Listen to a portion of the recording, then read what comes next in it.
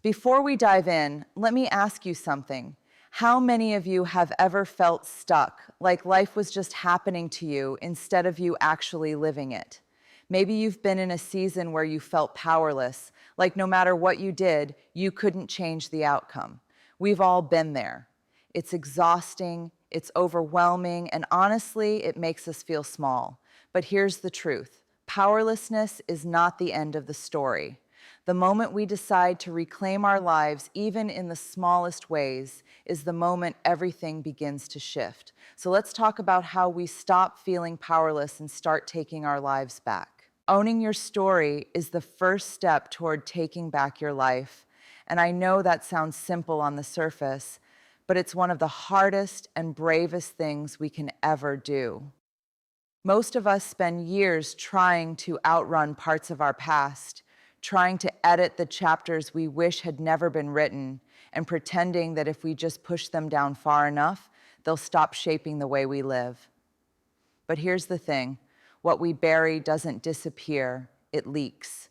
It leaks into our relationships, into the way we see ourselves, into the choices we make every day. When we refuse to own our story, the story ends up owning us. It dictates what we believe we deserve. It whispers lies about our worth, and it convinces us to play small because the truth feels too heavy to carry out loud. Owning your story means taking back the pen and saying, yes, these chapters exist. Yes, there are mistakes, pain, and shame here, but they are mine. They belong to me. And because they are mine, I get to decide what they mean and how the rest of the story unfolds. That shift is where personal power begins. It doesn't mean you're proud of everything in your past, and it doesn't mean you're defined by it. It means you are refusing to let the unspoken, unhealed parts of your life rob you of your present and your future.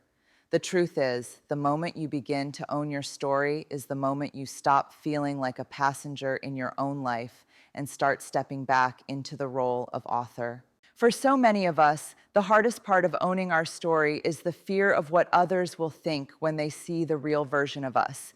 We're taught from an early age to curate, to present the polished version, to hide the messy middle. And yet, that messy middle is where we actually grow. It's where we discover resilience. It's where we learn what it means to rise. When you deny that part of your story, you deny the part of yourself that is capable of transformation. Owning your story isn't about oversharing or telling everyone every detail of your pain. It's about being honest with yourself first, about naming what happened, about recognizing the patterns that were formed, and about daring to believe that the story doesn't end there. It's tempting to think that power comes from controlling every detail, from building a perfect facade, but real power is rooted in truth. When you own your story, you no longer need to hustle for worthiness. You no longer need to bend yourself into someone else's expectations because you know who you are and where you've been. That knowledge grounds you. It gives you courage to face the present without shrinking and to face the future without fear. You begin to see that the cracks in your story are not signs of weakness, but proof that you have survived, that you have endured, and that you are capable of writing the next chapter from a place of strength. Taking your life back starts with refusing to hand over your story to shame. Shame thrives in secrecy. It thrives in silence. It thrives in the shadows where we convince ourselves that we are the only ones. But the moment you own your story, the moment you speak it, the moment you stop hiding from it, shame begins to lose its grip. And when shame loses power, you gain it back. You reclaim your voice, your choices, your ability to stand in your truth without apology. Owning your story is an act of radical self-respect, a declaration that you will no longer be defined by what happened to you, but by how you choose to live now. It's a daily practice, a daily decision, and every time you choose it, you take one more step toward a life that feels like your own. Boundaries are not walls, they are bridges to self-respect. And this is a lesson many of us have to learn the hard way. We grow up believing that if we say yes to everyone, if we stretch ourselves thin, if we make ourselves endlessly available, we'll be loved, accepted, and valued. But what usually happens is the opposite. We end up feeling drained, resentful, and disconnected from our true selves because we've given so much of ourselves away that there's nothing left. The truth is, when we don't have boundaries, we're not practicing kindness, we're practicing neglect, self-neglect. Boundaries are the lines we draw to say, this is who I am, this is what I need, and this is how I deserve to be treated. They are not about shutting people out. They are about showing up in relationships in a way that honors both our dignity and theirs. When we imagine boundaries as walls, we picture shutting people out, locking ourselves in, and building a fortress around our hearts. That's why so many people resist them. They don't want to feel cold or unapproachable. But real boundaries are bridges. They connect us to others in a healthier way. They say, I want to be in this relationship with you, but here are the conditions under which I can do it with honesty and love. They keep us from losing ourselves while we're trying to love others. And they keep us from demanding from others what they're not able or willing to give. Boundaries protect relationships from resentment because they ensure that when we give, we're giving freely instead of out of obligation or fear. One of the hardest truths about boundaries is that the people who benefited from our lack of them are often the ones who push back the hardest when we start setting them.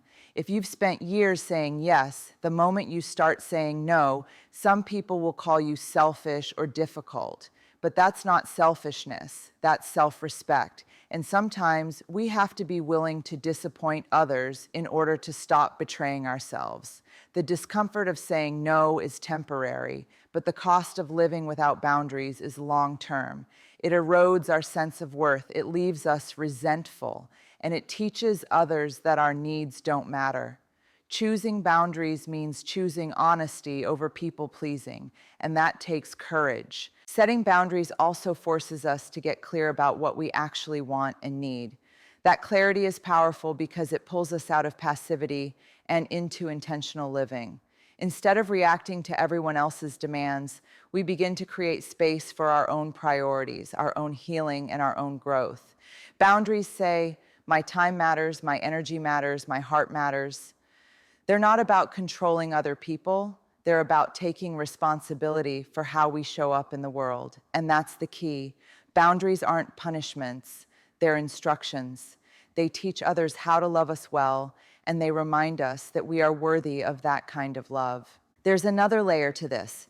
Boundaries are an act of love, not just for ourselves, but for the people in our lives.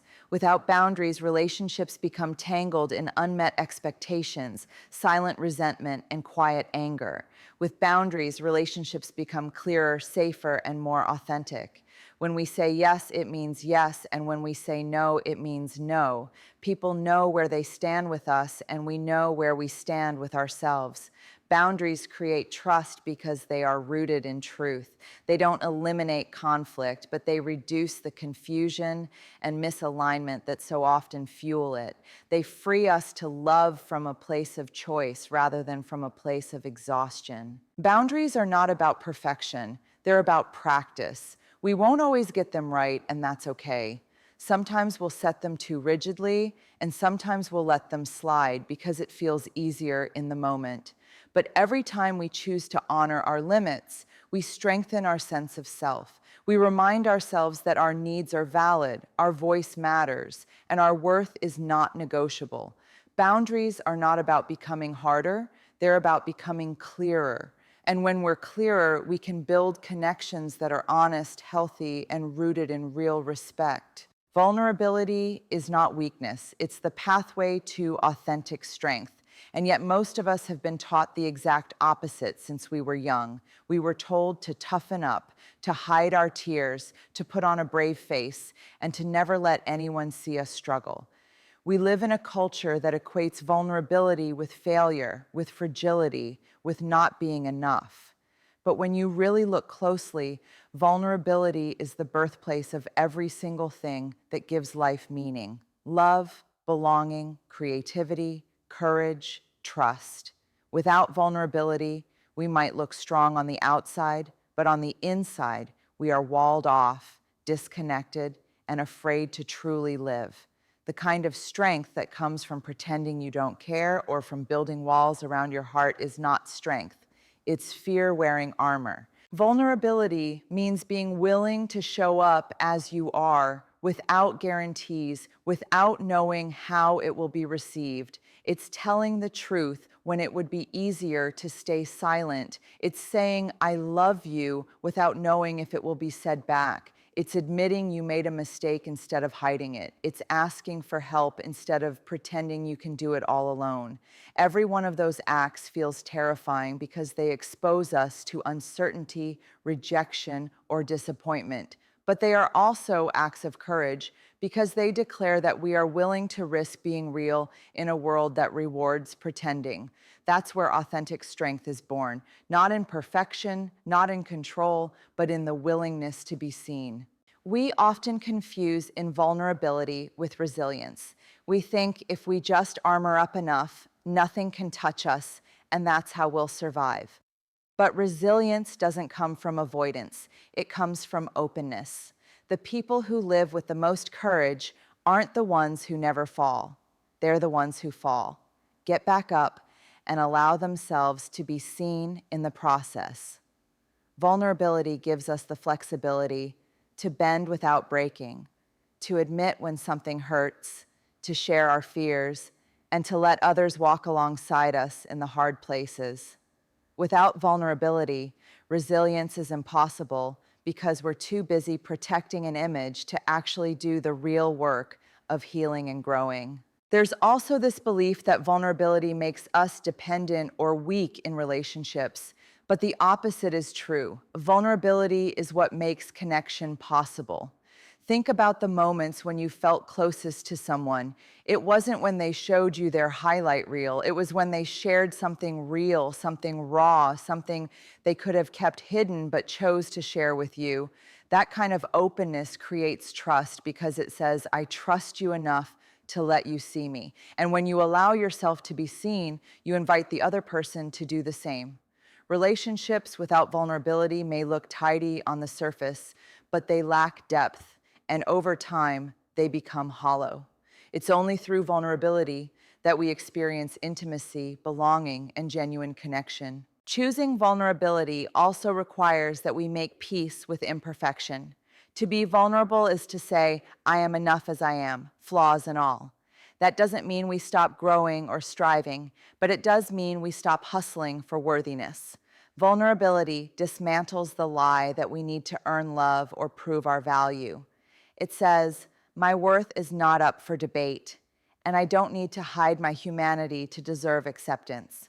When we embrace vulnerability, we give ourselves permission to show up messy, to take risks, to create without knowing the outcome, to live without needing certainty. That's not weakness, that's freedom.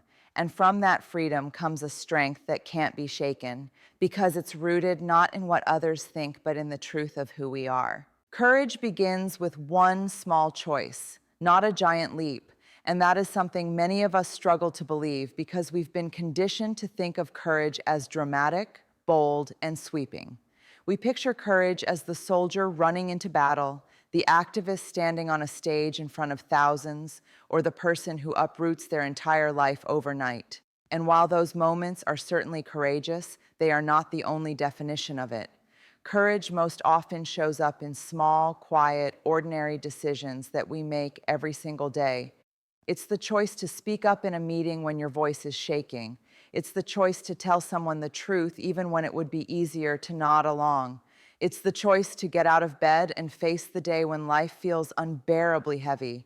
Those choices may not make headlines, but they are the building blocks of a life rooted in bravery. The idea that courage only counts if it is massive or visible keeps many of us stuck because we tell ourselves we're not brave enough, we're not ready, or we don't have what it takes. We wait for the perfect moment when we'll suddenly feel fearless enough to make a leap.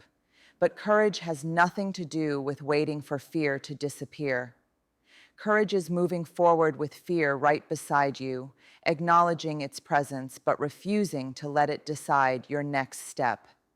Every small act of courage chips away at fear's control, and over time, those small choices accumulate into transformation. The leap doesn't happen all at once. It happens gradually, one small act after another. Courage in small doses also matters because it teaches us to trust ourselves again. Many of us have spent years silencing our instincts, doubting our worth, and listening to everyone else's voices before our own. When we make one small, courageous choice, whether it's setting a boundary, asking for help, or admitting we're struggling, we remind ourselves that we can be trusted with our own lives. We prove that our voice matters, that our needs are valid, and that we are capable of taking action even when it's uncomfortable. That trust is powerful because it builds momentum. The more we act courageously in small ways, the more confident we become in facing bigger challenges when they arise. Another reason small choices of courage are so essential is that they keep us from becoming overwhelmed. When we imagine courage only as a giant leap, we convince ourselves that we need to have it all figured out before we start. That pressure is paralyzing. But when we focus on the next step instead of the entire staircase, we realize that courage is accessible to us right now in this moment. You don't need to overhaul your entire life today. You need to decide on one action that aligns with your values, one truth you're willing to stand in, one risk you're willing to take. And tomorrow, you make another one. Over time, those choices add up to change that feels sustainable instead of overwhelming. Courage also invites us into authenticity. Every small courageous act is really about choosing to live more fully in alignment with who we are. It's easy to move through life on autopilot, keeping the peace, avoiding conflict, or trying to be who others expect us to be. But every time we choose courage, we choose to show up as ourselves. That may not always be met with applause, and sometimes it will be met with criticism or rejection, but it is the only path to a life that feels honest. Courage is not about becoming fearless, it's about becoming real. And realness, even when it's messy or imperfect, is where we find the kind of strength that lasts. You are not powerless. You are powerful when you remember your worth. And that truth is often the hardest to hold on to in a world that constantly tries to convince us otherwise. From an early age, we receive messages that our value is tied to what we achieve, how we look, what we produce, and how well we fit into roles others have written for us. When we stumble, when we fail, when we don't measure up to those impossible standards, it's easy to start believing that we are powerless, that life is happening to us, and that we don't have a say. But worth is not something that can be given or taken away by anyone else. Worth is inherent. It is not up for debate, it is not conditional, and it does not expire. Remembering that is what shifts us from powerless to powerful. Powerlessness thrives on forgetting. It creeps in when we forget who we are, when we let shame or fear cloud our vision, when we accept treatment that diminishes us because we've convinced ourselves we don't deserve better. The moment we remember our worth, something changes. We start seeing clearly again. We begin to realize that we don't have to stay in situations, relationships, or environments that strip us of our dignity. We recognize that we have choices, even if they're small at first, and that those choices matter. Power doesn't always look like control or dominance. Often it looks like quiet decisions made in alignment with our value, decisions that whisper instead of shout, but decisions that slowly and steadily reshape our lives. When you remember your worth, you stop negotiating with things that diminish you. You stop begging for scraps of love or respect because you understand that you deserve the full table. You stop tolerating environments that thrive on exploitation because you know your labor and your presence are valuable. You stop believing that your voice doesn't matter because you understand that silence is not neutrality, it's surrender, and your voice carries weight. This doesn't mean that life suddenly becomes easy or that you won't face resistance. It means that you begin to move through life from a different posture. You carry yourself differently, you speak differently, and you make choices differently when you know you are worthy. Power rooted in worth is not about arrogance or superiority. It is about groundedness. It's about standing tall in who you are without needing to diminish anyone else. It's about knowing that you are not defined by your failures or limited by your past. It's about acknowledging that mistakes and setbacks do not erase your value. They simply remind you that you are human. When you live from this place of worth, you stop chasing validation from others because you understand that your value is not something external, it's internal, and it has been there all along. That shift is liberating because it frees you from the exhausting cycle of proving and performing. There is also a collective power in remembering worth. When you claim your worth, you give others permission to do the same.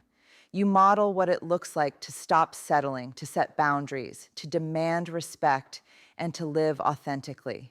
That ripple effect is powerful because it challenges the systems and cultures that profit from people forgetting their value. Powerlessness is contagious, but so is empowerment. And when one person chooses to stand in their worth, it can spark the courage in others to rise up and remember theirs. We were never meant to live small or silenced lives. We were meant to live in the fullness of our worth, and that fullness is where our true power resides.